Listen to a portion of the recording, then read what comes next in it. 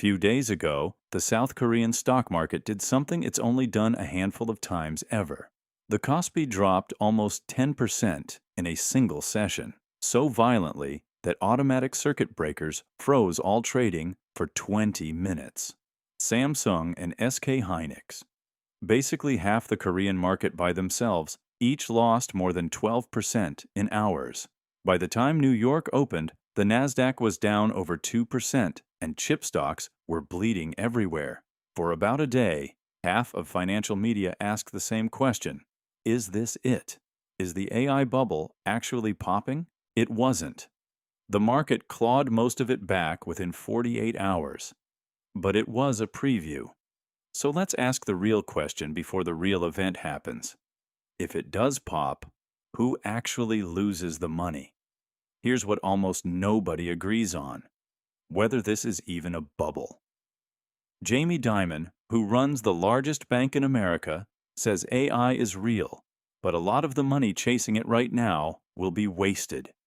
Sam Altman, the man running OpenAI, has said outright that investors are overexcited and people will lose money.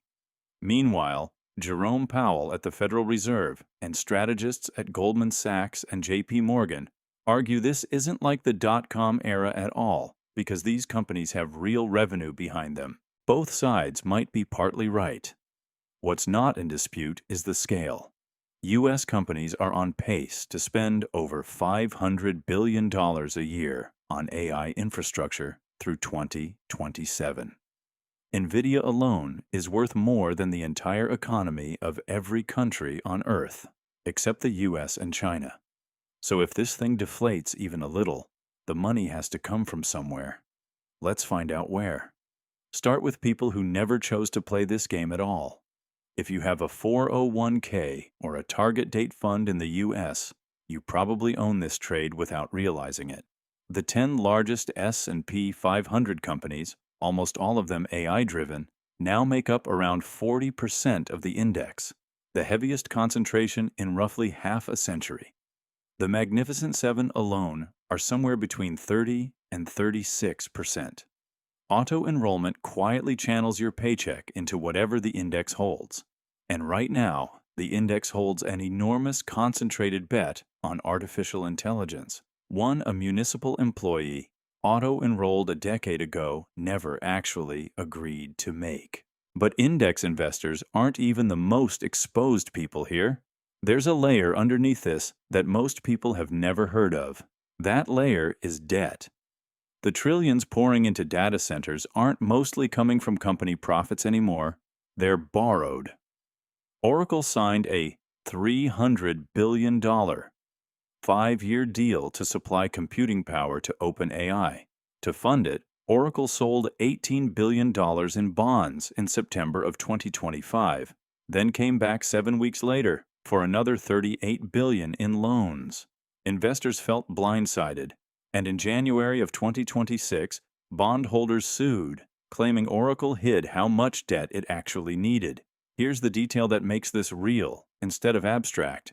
The lead plaintiff in that lawsuit is the Ohio Carpenters Pension Plan, a retirement fund for union construction workers. People who frame buildings for a living are now in court against Larry Ellison because their pension's bond investment lost value funding a data center. This isn't isolated. Private credit firms like Blackstone, Blue Owl, and Apollo have gone from almost no AI lending to over $200 billion in just a few years, with hundreds of billions more projected. And the collateral behind a lot of it is the data center itself, which can't easily become anything else if AI demand cools. We've actually run a version of this experiment before.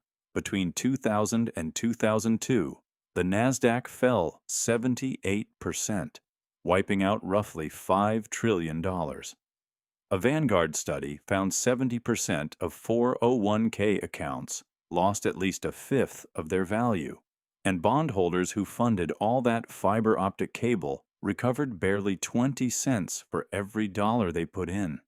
The technology survived. The internet got built. The people who financed it, mostly, did not get their money back. Here's the part almost nobody talks about. You don't actually need the bubble to pop to lose money from it. Two groups are losing right now in 2026, no matter what happens to Nvidia's stock price. The first is anyone building a company that isn't AI. More than 220 former billion-dollar startups have lost their unicorn status as venture capital piles almost entirely into a handful of AI giants. Companies that last raised money in 2021 are worth, on average, 68% less today, not because they failed, but because the money simply moved. The second group is you, if you pay an electricity bill. Goldman Sachs found electricity prices jumped nearly 7% in 2025, more than double inflation, largely because data centers are straining the grid. Some residential rates are up over 40% since 2021. And in a strange twist, the data centers themselves have often locked in cheaper power than the households living next door to them. None of this means the technology is fake or that everyone loses. Anthropic expects to turn profitable this year. Plenty of serious economists think the spending is justified by real revenue, not hype. History also suggests infrastructure usually survives, even when its early investors don't. All that wasted fiber optic cable from 2000 ended up carrying Netflix a decade later. What nobody actually knows is the timing or the size of any correction. Several analysts think the more likely outcome isn't a crash at all, but a slow deflation. So go back to that 20-minute trading freeze in Seoul. The unsettling part wasn't that the market panicked. It's who would have actually been holding the bag if it hadn't bounced back.